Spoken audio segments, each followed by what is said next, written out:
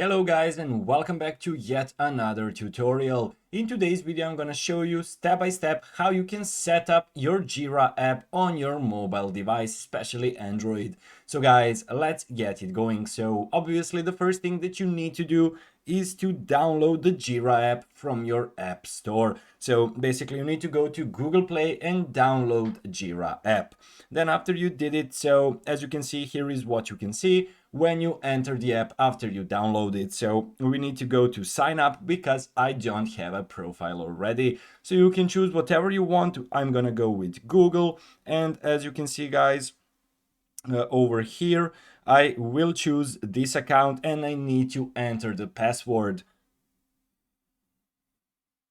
So I will be blurring out some of the parts because I do not want you to see basically what are my passwords and all of the other things. So basically I need to do some verifications over here because I'm having a some of the passwords protected. So guys, it will take a second. Please be patient. So guys, I did all the things I had to do because I had two-way verifications on my email, so I will not be showing that part. So as you can see, I have created an account. So I just click over here, create account.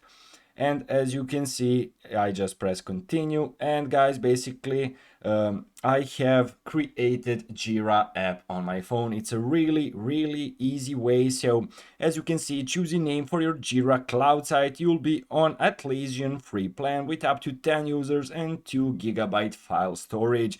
So over here I just enter the site which I want to use, so you can enter whatever. Here you'll be creating a website. This is a really helpful app for you to manage your projects and control your content. Overall, great application, guys. Hopefully you will use it. And also guys, I'm gonna be doing loads and loads of tutorials on Jira app, so if you have some problems, make sure to watch the following videos. So guys, overall, that's it for today. Thank you for watching and see you in the next video. Goodbye guys.